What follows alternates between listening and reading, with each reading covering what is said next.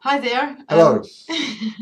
Welcome to the third podcast for Lit 1145.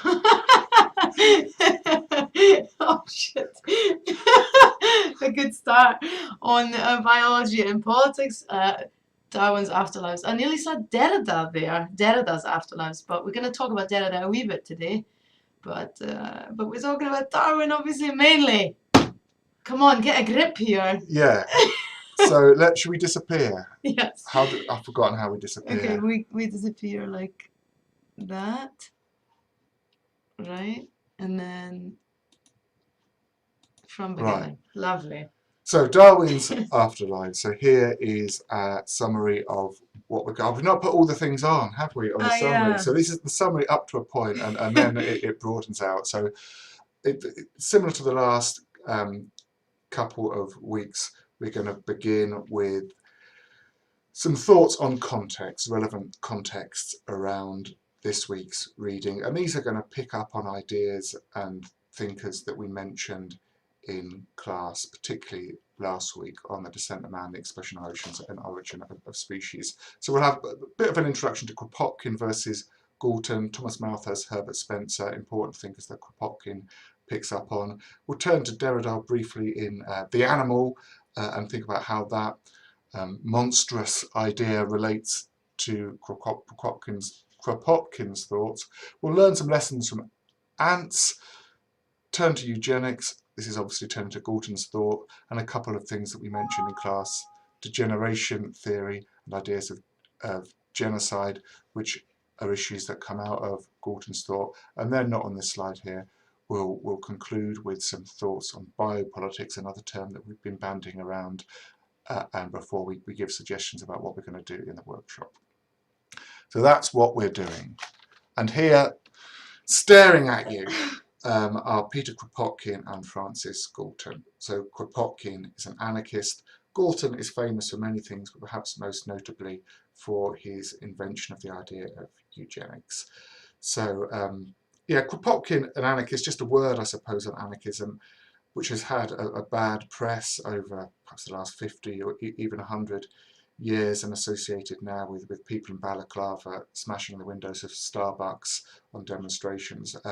But anarchism is a political philosophy with a very long history, very complex political philosophy, and Kropotkin is a leading formulator of anarchism at the start of the 20th century. And anarchism, in brief, is the idea that government is neither desirable or necessary. So it's not a state of nihilism, but it's a way of conceiving, organising society that doesn't have government at the top. So it's a significant part of the history of left-wing radical politics.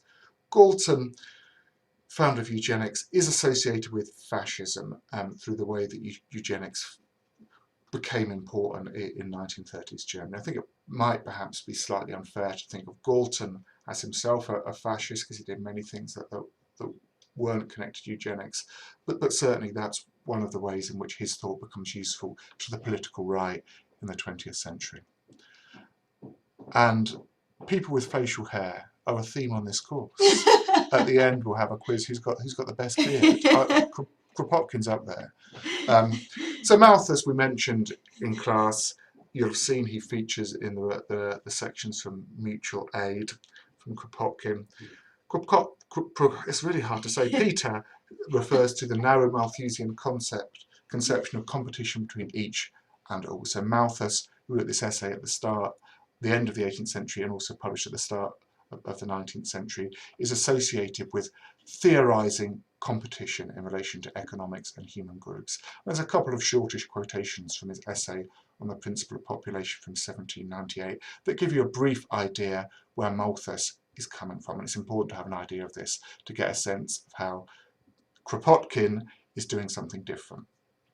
So Malthus uses this example of savage society. So this is redolent of the ideas that Darwin's working with later, and he uses this to explain how human populations are always structured around ideas of competition, or to use a Darwinian phrase, struggle. So this is what Malthus says. In these savage contests, contests between different indigenous groups, many tribes must have been utterly exterminated. Some probably perished by hardship and famine. Others whose leading star had given them a happier direction became great and powerful tribes, and in their turns sent off fresh adventurers in search of still more fertile seats. The prodigious waste of human life, occasioned by this perpetual struggle for room and food, was more than supplied by the mighty power of population, acting in some degree unshackled from the consent habit of emigration. Unusual usage of consent there, by the way. Benevolence yet lingering in a few bosoms makes some faint expiring struggles, till at length self-love resumes his wonted empire and lords it triumphant over the world. So Malthus's politics you might think of as a necropolitics. It's a politics of death. Human societies are always structured by the idea that the most important, powerful groups of society thrive and the less important are always moving towards death. So competition, the struggle for existence, proto-Darwinian thought. And Malthus, you won't be surprised to learn, is an important figure in the evolution of Darwin's natural selection. Moving on to Herbert Spencer, who strangely has shaved his moustache but left the beard to go underneath his chin. So he's the formulator of the survival of the fittest. This is a phrase often associated with Darwin, but it is in fact coined by Spencer in his 1864 book, The Principles of Biology, so a book that comes between the origin of species and the descent of man. And this again is something that's important to Kropotkin's thought, and just a really brief insight into the moment when Herbert Spencer gives the world this idea. This survival of the fittest, which I've here sought to express in mechanical terms, is that which Mr. Darwin has called natural selection, or the preservation of favoured races in the struggle for life. Favoured races in the struggle for life. That there is going on a process of this kind throughout the organic world, Mr. Darwin's great work on the origin of species has shown to the satisfaction of nearly all naturalists. So we're haunted again by the idea of the fittest. Who are the fittest? Who are the favoured? How do we understand this preferential treatment that appears organically in the fabric of life? We'll return to this term again. So all of these conceptions of the fittest or the struggle of existence privilege certain ways of looking at the natural world and ideas that we learn from animal behaviour, that we can model or understand politics in relation to animal behaviour, which involves a particular view of animal behaviour as being structured around fucking and fighting, not to put too fine a point on it. But of course, as we hinted at in the last seminar, animals do all kinds of stuff that is not necessarily definable by struggle, by war, by violence. And this is important in Kropotkin's thought. So two quotations here, Kropotkin and then Derrida. And the heading here, the animal, what a word, is a line from Derrida as well, in which he exposes some of the problems in thinking about the animal and animal behaviour as one unitary set of behaviours. So Kropotkin, referring to Spencer, writes, and while Herbert Spencer, starting on independent but closely allied lines, attempted to widen the inquiry into that greatest question, who are the fittest, especially in the appendix to the third edition of the Data of Ethics, the numberless followers of Darwin reduced the notion of struggle for existence to its narrowest limits. They came to conceive the animal world as a world of perpetual struggle among half-starved individuals thirsting for one another's blood. If you just look around yourself, you can see that's not true. If you look at the squirrels in Western Park, they're not thirsting for one another's blood, and particularly at this time of year, they're not half-starved when there's plenty of conkers to go around. So to think of animal life as always structured around violence is obviously an oversimplification, or as Kropotkin puts it, a narrowing of the idea of Darwin's thought. Here's Derrida's remarkably beautiful vituperation of the idea of the animal, refined within this catch-all concept of the animal, within this vast encampment of the animal, in this general singular, within the strict enclosure of this definite article, the animal and not animals, as in a virgin forest, a zoo, a hunting or fishing ground, a paddock or an abattoir, a space of domestication, are all the living things that man does not recognise as his fellows, his neighbours or his brothers, and that there is And that is so in spite of the infinite space that separates the lizard from the dog, the protozoan from the dolphin, the shark from the lamb, the parrot from the chimpanzee, the camel from the eagle, the squirrel from the tiger, or the elephant from the cat, the ant from the silkworm, or the hedgehog from the echidna. So rather than thinking of animals or the animal as associated with violence, Derrida sees the idea of the animal as a term that does a kind of violence to animal life in the way that it simplifies everything into a violent enclosure, like an abattoir, a space of domestication that doesn't pay attention to these great varieties that he lists there in that list that goes from the lizard to the echidna. So different views. Just to really quickly go through this, which you'll have picked up from Kropotkin's work, that it's not struggle and violence that structures animal life, but also mutual aid, cooperation. There's plenty of examples that Kropotkin gives. One of the most notable is ants. If the ant, apart from the still higher developed termites, stands at the very top of the whole class of insects for its intellectual capacities, if its courage is only equalled by the most courageous vertebrates, and if its brain, to use Darwin's words, is one of the most marvellous atoms of matter in the world, perhaps more so than the brain of man, is it not due to the fact that mutual aid has entirely taken the place of mutual struggle in the communities of ants? And this is how Kropotkin uses natural history and Darwin's work to formulate a different kind of politics to that dominated by struggle, which in organisms work together to a common end. And you might also say that this is counter-anthropocentric. So Kropotkin uses Darwin to look at forms of life which do stuff amazingly well, and these creatures of course aren't humans, so humans aren't necessarily the only organisms in the world that do stuff miraculously, and certainly not necessarily the best. So Kropotkin uses Darwin to formulate this politics of mutual aid, which is the essence of anarchism. Eugenics, a tree, a picture of a tree, early 20th century American view of eugenics. Trees are important. Trees as metaphors. Darwin uses a tree of life in The Origin of Species to exemplify and to image processes of natural selection and extinction. And this is a different usage of the tree to indicate how humanity may grow and flower into something altogether better than it already is. Galton's definition of eugenics, the science which deals with all influences that improve the inborn qualities of a race, also with those that develop them to the utmost advantage.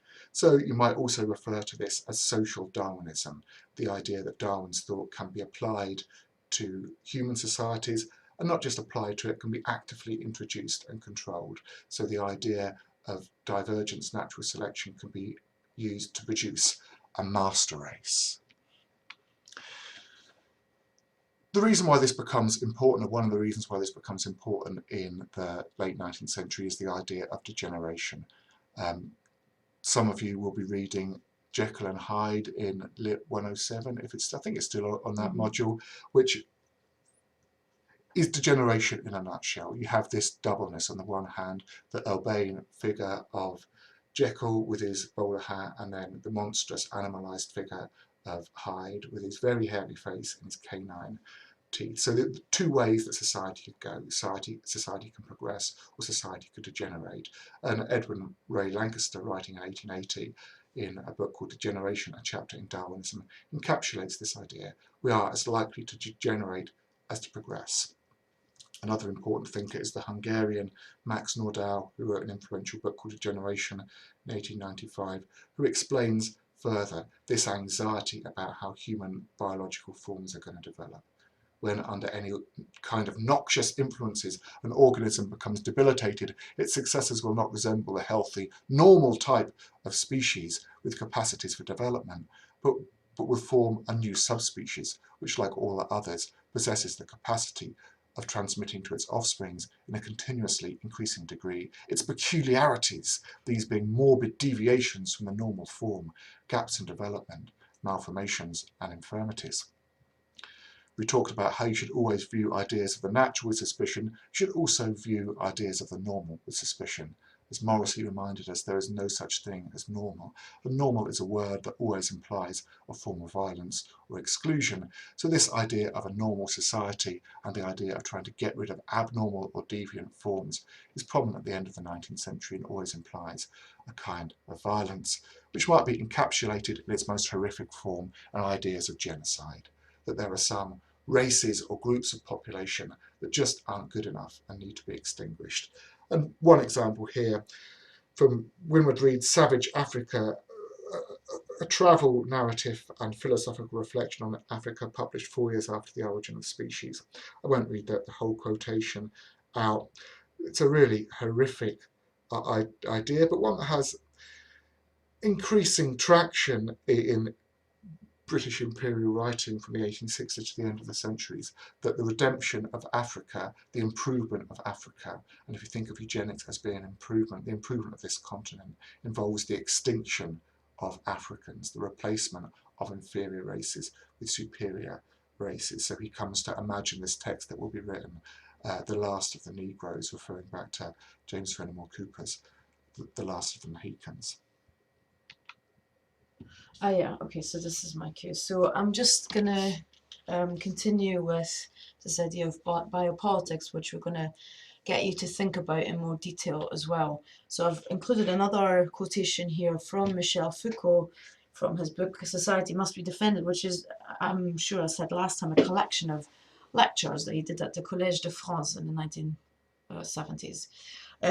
So I'm just going to read this out. So unlike discipline, which is addressed to bodies. So he had this idea that disciplinary society is something that was largely developing in the 18th century, and that from then onwards there's a new technology of power that is developing, which he calls biopolitics. So unlike discipline, which is addressed to bodies, to individual bodies, the new non-disciplinary power is applied not to man as body, but to the living man, to man as living being. Ultimately, if you like, to man as species. To be more specific, I would say that discipline tries to rule a multiplicity of men to the extent that their multiplicity can and must be dissolved into individual bodies that can be kept under surveillance, trained, used, and, if need be, punished.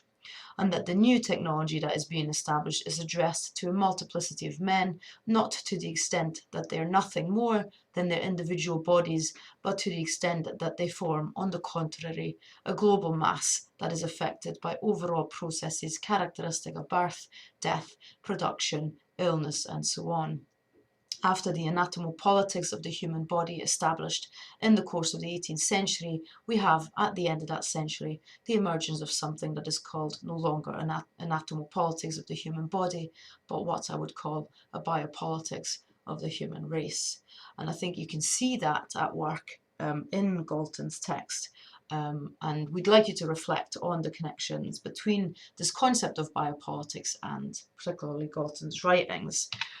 Just a wee bit more on Foucault, and to kind of say a little bit more about this idea of disciplinary power as well, which he associates largely with the prison, for example. He wrote an extraordinary book called Discipline and Punish. Oh God, I called it Discipline and Power.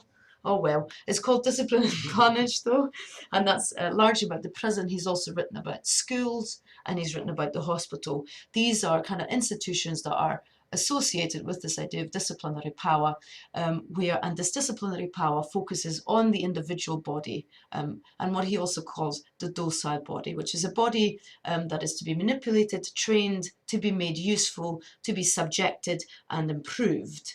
But bear in mind, even we have this language of improvement, which we've talked about the last 3 weeks.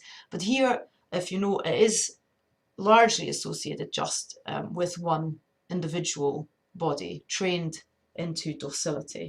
So it is sort of the body, the individual body, as object and target of power in institutions like the prison, the school, etc. So discipline is a political anatomy of detail. Foucault writes in Discipline and Punish, not Discipline and Power. And that kind of disciplinary power contrasts with this idea of biopolitics, even though it's kind of integrated in that to a certain extent. Biopolitics deals with the population. It is a new body, a multiple body, a body with so many heads, and biopolitics deals with the population and with the population as a political problem. So the workshop task then, we'd like you to research this idea of biopolitics and make connections to this week's reading. So to research, we don't want you to Wikipedia the hell out of biopolitics. Wikipedia ain't an academic source. You can't be quoting it in essays either.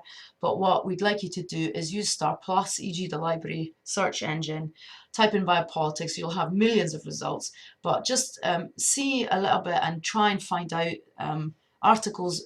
Pay attention also to the date of publication, and if it's peer reviewed. If you go to the library website, on the top left corner, there's something that says articles or find databases. Just what we'd like you to do is try and just start using the library search engine for your research, and see what you can come up with, and be prepared to discuss what you found about biopolitics in class. Though, I mean, you could also totally go to the source of this, e.g. to Michel Foucault's book, Society Must Be Defended, which is in the library, but obviously there's just going to be a few copies of that. But as I said, just try and find out what other people have written about that. Aye. All right, the second task we'd like you to do is to imagine yourself in a situation in which you're talking to somebody who hasn't read either of Kropotkin's or Galton's text, and to just sum up what their argument is really concisely and articulately. So those are the two workshop tasks to prepare for next week. All right, that's it from us. See you later. See you later. Bye.